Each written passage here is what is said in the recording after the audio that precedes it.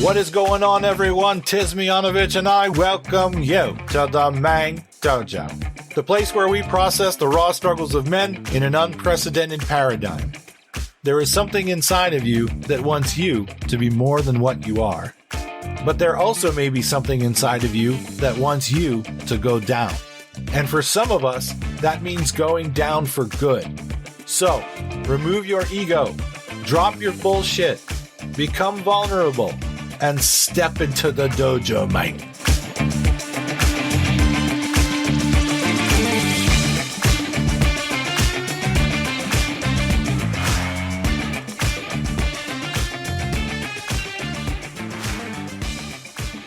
So you were in Alaska, you did about 6 of these interesting, like tough guy, strong guy fights or whatever the hell they were called.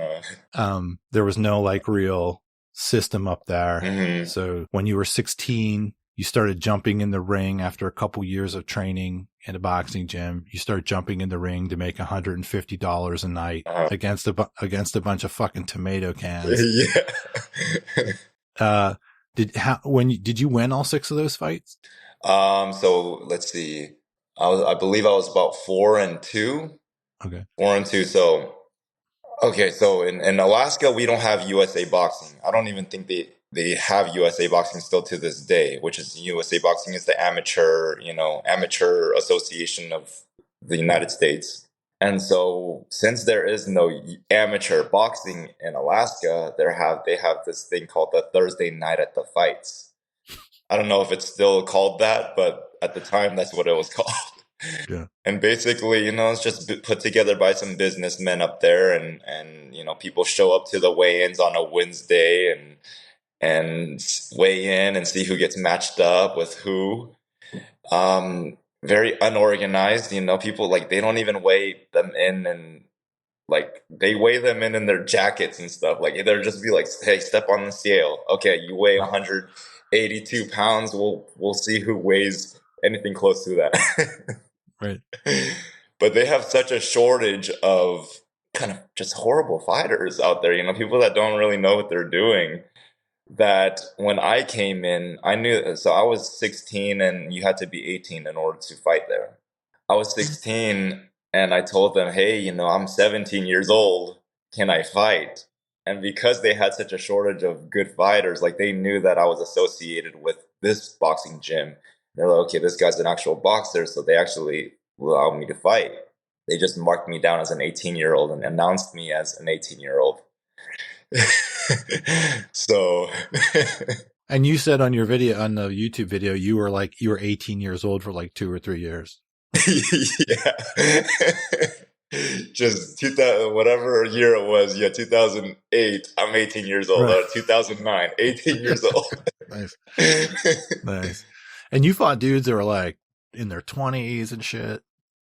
Yeah. The first guy that I fought was a 24-year-old guy. And yeah, at the start of the belt. So during that fight, it was my first fight ever, like a first boxing fight ever, outside of sparring. And at the start of the bell, he comes up and he puts his glove up to try to touch gloves with me. And so I put my glove up to touch gloves with him, and he swings at me. But yeah, I ended up winning that fight. And then I think it was my second fight, actually, that was where it was rough for me. So I had more of like a slick type of style. Like that's what I admired Roy Jones Jr. That was my favorite boxer at the time. So I was more of like kind of like a slick fighter back in the day, lead hand straight down, not even a Philly shell. And I liked a lot of head movement. And so I got away with that for so long. And my coach, he never corrected me.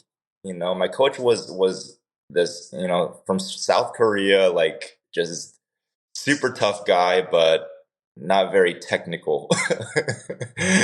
So he never really corrected me on my lazy jabs or anything like that. He just wanted power punches and just putazos, And so my second fight, the promoter of that Thursday Night at the Fights company, he ended up, I think he was the promoter or some type of like the owner or something. And he was like, "Hey, that guy looks really good up there, because he had just fought, he was from Florida. And he was like, you want to fight him? And I was like, I have to ask my coach first. And he's like, no, no, no, let's go up there and challenge him. And, I'm still like 16 years old at this time. And this guy, like this owner of the company or promoter guy, like brings me up to the ring after this guy just knocked out his guy and told me to challenge him up in the ring. And, I ended up doing it because I was pressured into doing it. And so I went up in there, challenged him in front of like the entire crowd. And then I called my coach after and I was like, we have some training to do because this guy just told me to challenge this guy. So the fight comes up like I think it was the next Thursday, because they did it every Thursday. Every fight all the fights were every Thursday. The first round comes and this guy was a southpaw. All right. And I wasn't even really that well versed against southpaws. So I'm throwing my jab, putting my hand down, throwing my jab, lazy jab. And he catches me with a right hook counter that just rocks me. For the first time in my life, I haven't ever been dazed until that day. Right. And he just like put it on me. And, I got a standing 8 count. I got hit with a flush uppercut, like straight. He wound that thing up and it hit me. And the bell rang and I was stumbling to my corner, and you can see that I wasn't all there. Right. I don't remember what instructions my coach ended up giving me, but I was surviving off of pure toughness at that point. They probably should have stopped the fight, honestly.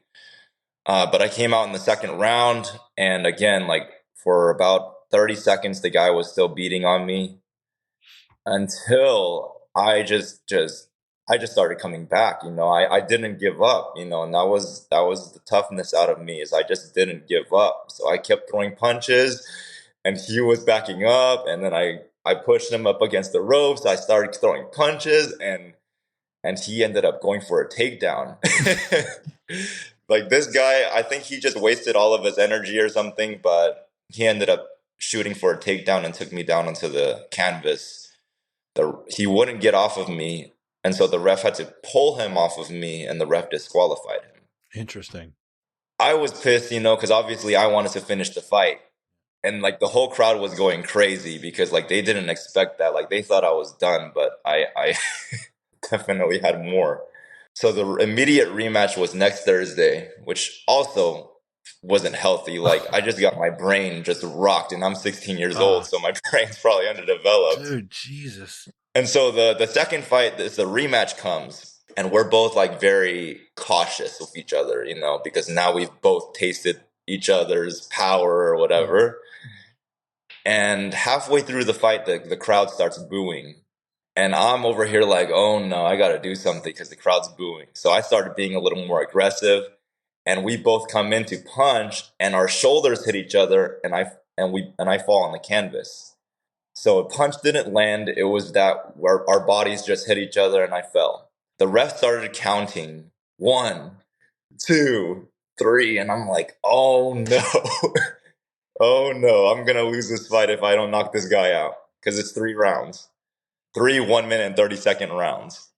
And so my coach never taught me to stay calm. My coach never taught me, like, you cannot lose your composure. You have to remain calm. So when I got up, I went crazy. I started swinging for the fences. Like, I just wanted to get that knockout so bad. On the third round, which is the final round, I was swinging so wildly that he threw like some type of uppercut or something like at me, and it just hit me right at the sound of the bell. And I believe like I was knocked out at that point. Like so I wasn't put to sleep, but I was definitely done. And that was where I learned a very valuable lesson. You cannot go crazy in the ring. You cannot lose your composure, because you're gonna get knocked out. Yeah. I think I remember. I think there's in the video you talk about, there's footage of that, isn't there? That specific fight, or is it another one? It looks like you're in a Bugs Bunny cartoon, and like your arms are just swinging. They're like from the outside, like you're just like from both sides. Yeah, so I don't know if there was footage of. I don't think there's any footage of the actual like me getting like knocked down or anything like that. But I was more so relying on my toughness. If my slickness wasn't working, then my toughness kicked in, and I would just go balls to the wall trying to knock people Yeah. out. And and you're 16 years old, 2 times in a week. You're taking serious shots to the head. That's just fucking crazy. In addition to all of the damage that probably happened from wrestling. Yeah. So you ended up leaving Alaska to go to college in Arizona, right? In Tucson? Yes. Yes. Uh-huh. And so you're going to be a normal college kid. Did you go down there with like plans of continuing boxing, or you were just like, I'm going to go to college? And then while you were in college, you're like, I want to get back into boxing. So when I was so let's see. When I went to college, I was like, I'm gonna start boxing in Arizona because now I'm finally out of Alaska. I'm not with this limitation where I can't fight in the amateurs and do this the legit way. So when I went to Arizona, the first thing I did was walk to the closest boxing gym where I was. The closest boxing gym was this place called Sixth Street Boxing Gym. It's not there anymore. It was like this rink-a-dink, like didn't even have like windows in there. And that's what I wanted. I wanted a gym like that. And so there was this coach, that took me on, and from there, I got all of my USA boxing amateur experience. And finally I got a coach that actually like critiqued me the correct way. Right. And so, yeah, that's where I started my amateur career. I know you fought in gold glove competitions. Did you ever end up winning a gold gloves? So funny story. My first fight was at the Arizona Golden Gloves. Okay. And so my first fight was at the Arizona Golden Gloves, and I ended up winning my first, my first fight there's 3 fights that you have to win in order to, win the whole thing. Mm. I won my first fight, and then my second fight came, which I dominated that fight. I dominated it so much that I started showboating. Mm. Now, I gave the guy 2 standing 8 counts. And standing 8 counts is where, they don't get knocked down. You see in amateurs, they don't get knocked down, but they get hit real good, so the ref starts counting. I wanted to make a name for myself because I'm the new kid in town. I'm the new kid in Arizona that's fighting, and I'm the only Asian kid, out of all the Mexicans and stuff. So I wanted to make a name for myself. So I started showboating, put my hands down in front of the kid, and when the decision was called, they called it to the other kid. And so everybody was booing. There was some coach that wanted to fight the judges that I didn't even know who I was. But they robbed me because I was showboating. Obviously, that's not what was said, but it's obvious that it was because I was showboating. And in the amateurs, you can't showboat. It's very frowned upon. Yeah. And I didn't know that. It's almost like a unspoken disqualification that they know that they're going to execute on people if they do that because they're trying to keep a certain image, right? For amateur boxing. Yeah. So yeah, if they would have just given me that decision that I deserved, I would have moved on to the finals and fought whoever was the next fought for the gold medal of that tournament. Yeah. And I saw the person that I was supposed to fight, and I felt like I could have beat him. Did you never enter another Golden Gloves tournament after that? No, I don't think so. I think that was the only Golden Gloves tournament that I entered on that. I entered other tournaments, but it wasn't the Golden Gloves. Yeah. It's hard for me to believe that if we could build a time machine or some shit, back when you were in college, if we could have added a dose of more weights in the weight room closer to where you are now, and you made the decision just to start destroying the fucking bag like you destroy it now. I find it hard to believe that you wouldn't have been a Golden Gloves winner, a gold medal Golden Gloves guy. I find it hard to believe. To me, the quality of boxing that I see when I watch your videos is this guy easily has to have been a Golden Gloves boxer. Thank you. I guess you're too old for that shit now. You couldn't go back and cream these 20-year-olds and Well, So when I had quit boxing, there was a lot of stress going on in my life. I was getting ready to graduate college. I didn't know what I was going to do with my life. There was a lot of things going on in my life that just took me away from boxing. And throughout college also, like just the college life took me away from boxing.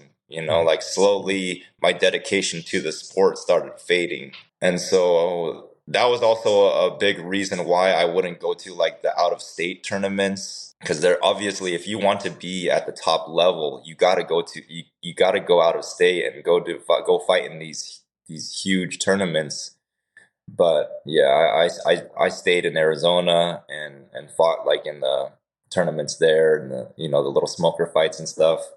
And after I had quit boxing, like I told you, I went to the Mayweather gym and tried it there, tried to go pro. And then again, like just the dedication wasn't there. I had to focus on my full-time job. I had to focus on the adult daycare business that was starting from ground up. Yeah. And then I also had met my wife, now my current wife. I mean, my wife now is just my only wife. My wife, I had met her, and she's very concerned about my health. She's very concerned about my future and how I'm going to be when I'm older. And so I told her about all of my fights and how I was back in the days. And she does not want me fighting at all. Yeah. So we made an agreement that I was not going to ever go back into boxing. And so because of that agreement that I made with her, the urges to fight again, that was the barrier. That's what kept me disciplined. Well, this is, on this podcast, we have a million miles of people that are going to be involved in it, have been already involved in it, that are into wellness and health. Mental health is critical. Mm-hmm. And it is a real problem for middle-aged men.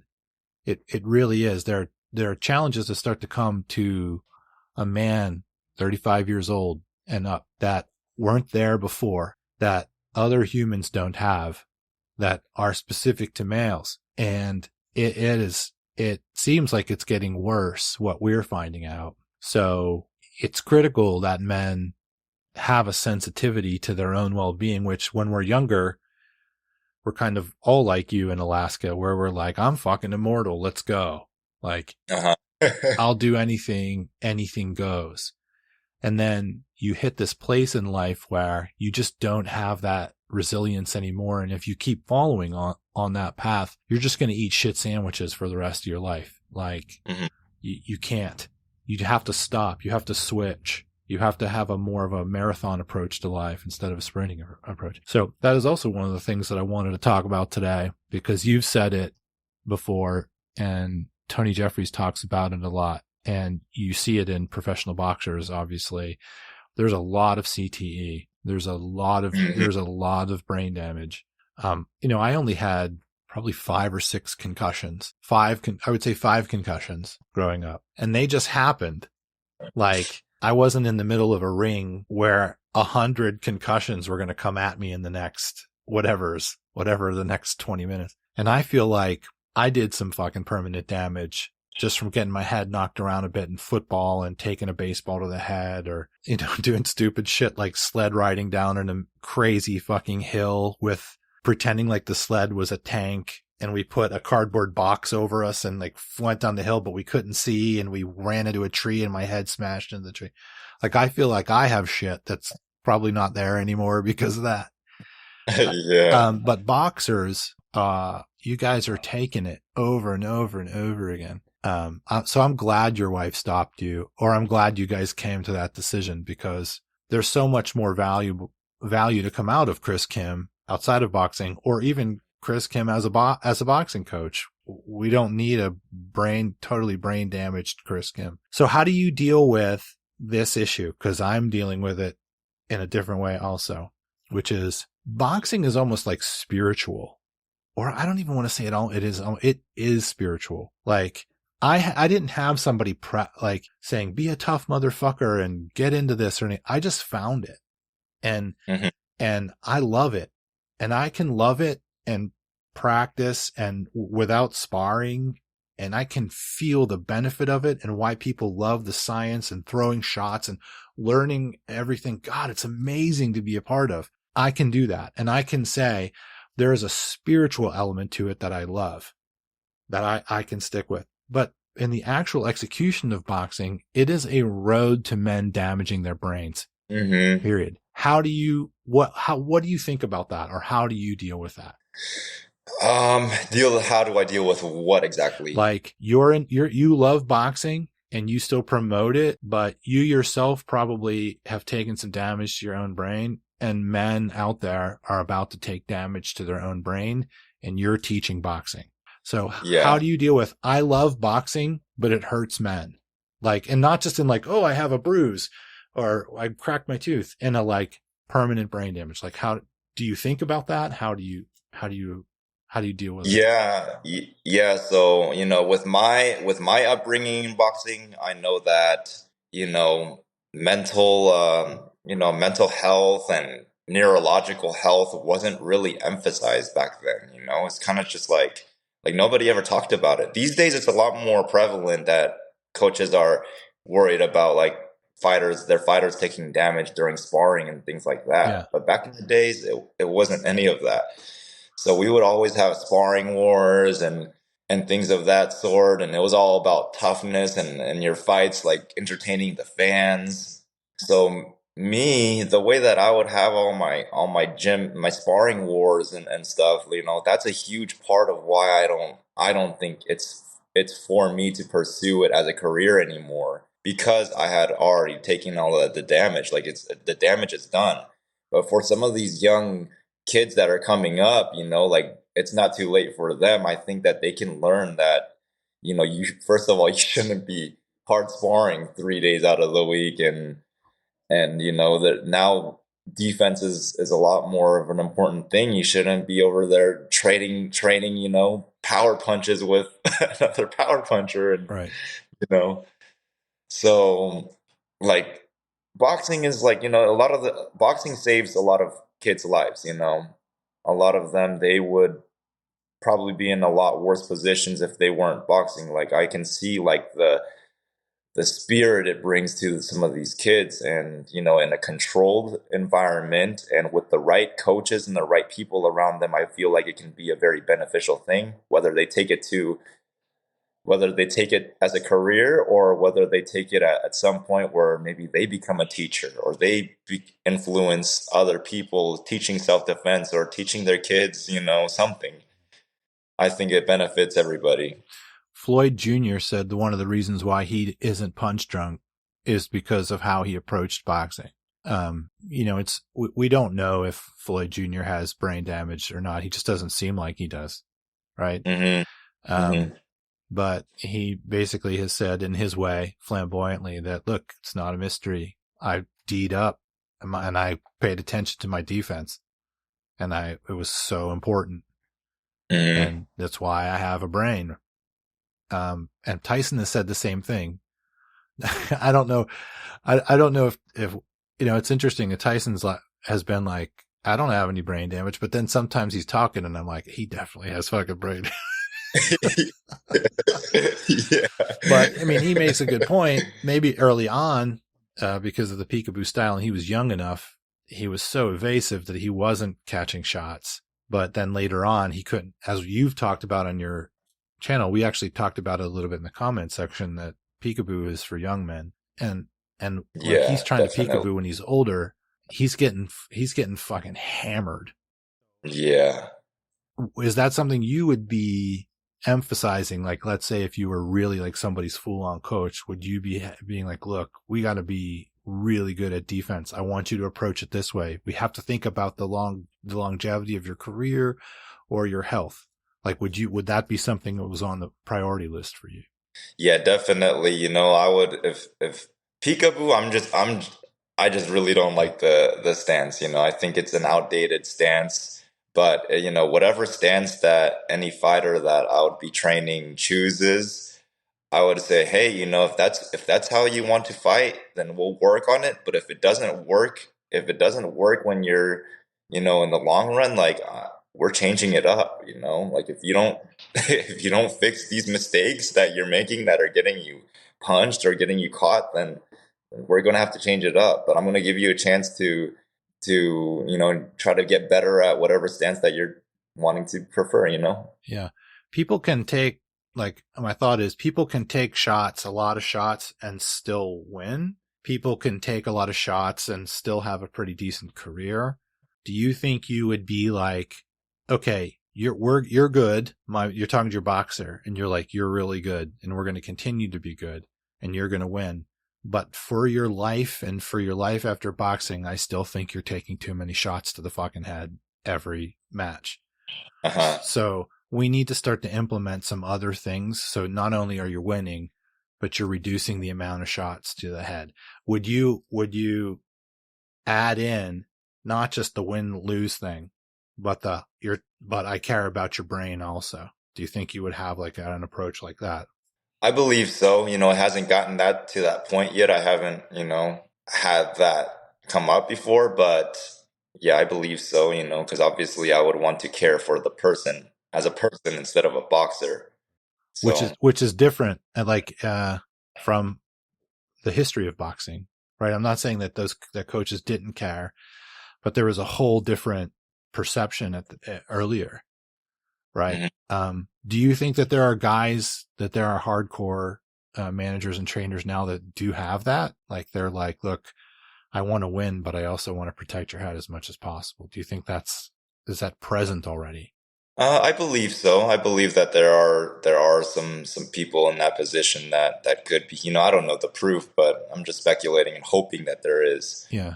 And, you know, actually, you know, my boxing coach in Tucson had that talk with me as well.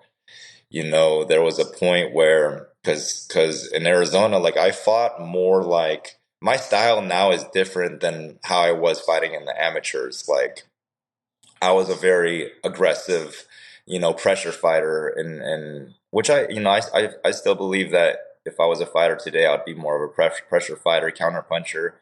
But I was very heavy volume pressure fighter, and obviously that comes with getting hit. And at some point, when I was trying to go pro with my coach out in Tucson, he said, "Hey, the way that you're fighting, like it's not, it's not good for your brain." Right. And you gotta learn to like, you know, either keep your hands up or something, you know, but you know, you're fighting and you know, it was mostly offense, you know, my style was mostly offense. I have good head movement, you know, but if that's kind of all I had was good head movement, because if I didn't dodge your punch, it's probably going to hit me because I didn't have my hands up. I wasn't parrying punches at that time. I would rely strictly on head movement for defense. Sorry, go ahead.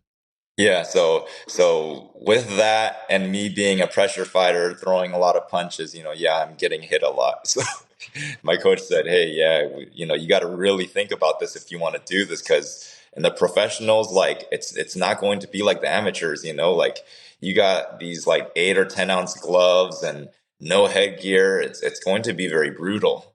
Again, I can only relate to it through when I watch your videos. I'm just like, there's no fucking way. There's no way I'm standing in front of that dude. There's no way. You know, people bag on Klitschko, but first of all, Klitschko wins. And the second thing is how many punches actually ever touched that man's head. Because that big ass pole out in front and a real straightforward approach, but it's not as exciting for the boxing and entertainment. It's not as exciting, hmm but how many shots did Klitschko take to the head? Not as many, hmm right? So there's something to be said about, you know, at least in that way. You're long and you're tall, you're sticking a telephone pole out in front of you and the person, and then you just work around that. Uh-huh. As opposed to like what you were talking about, where it's the Korean Bull, mad rush, right?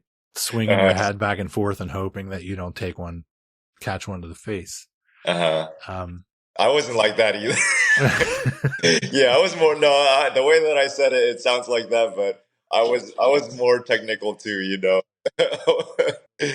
You were able to eventually get the Alaska out of you and get to be a more technical. Yeah, yeah, definitely. Like it was very, like I was like a fast-paced technical fighter, but I was also like not afraid to get hit. So, Yeah. and I think that was a problem that I wasn't afraid to get hit. Do you notice things in your cognition, memory, anything like that, like in your amnesia video or other things like that, where you're like, shit, where are my pants? Or like, where am I? Or I forgot that. Or do you have stuff like that that happens to you? Like if I'm rewatching footage from like an Or old just, fight, oh no, just like in life. I do notice that, and the paranoia in me thinks that it's because I've taken too many punches to the head, but I also know that happens to other people too. So. Right. So you're not at a point where like you've taken so many shots to the head where you're noticing that it has had some exceptional effect on you. I don't think so. My wife jokes about it, but I don't know if she's being serious or not. Right. Well, good. We'll hope that it stays that way. Do you ever think about brain health in terms of like the future exercise, diet, supplements, or whatever? Have you ever thought about like neurological health? Like, do you think about that, your future, with those things in case you did actually take maybe one too many to the head and there might be some things that you need to deal with in the future? I haven't thought about that. No, no, I haven't thought about that yet. I know that Tony Jeffries is big on that, because he's already been to a specialist and, you know, they've done like brain scans and stuff and he has stuff he's concerned about. Mm-hmm. His calculation was that he took 40,000 shots to the head. That's what he said? Yeah. Oh, wow. From when he started when he was a kid until he ended his professional career. He probably, because like you said, you know, these were like their sparring sessions were like brutality fests. Oh, yeah. Uh-huh. 40,000 shots to the head is an awful lot. Definitely is. And, you know, he's got like hundreds of amateur fights and yeah. All right. I wanted to hear what you had to say, like what your thoughts were on all of that stuff. I just know that there are things that are available to people in case you ever, I mean, I'm sure you know, but in case you ever start to notice things, there, at least now for that, I think they're starting to understand the effects of boxing on people or on athletes in general. It's not just boxers, obviously. We have the same shit going on in the NFL and the NHL. So, Yeah. but there are avenues out there, like boxing specific avenues.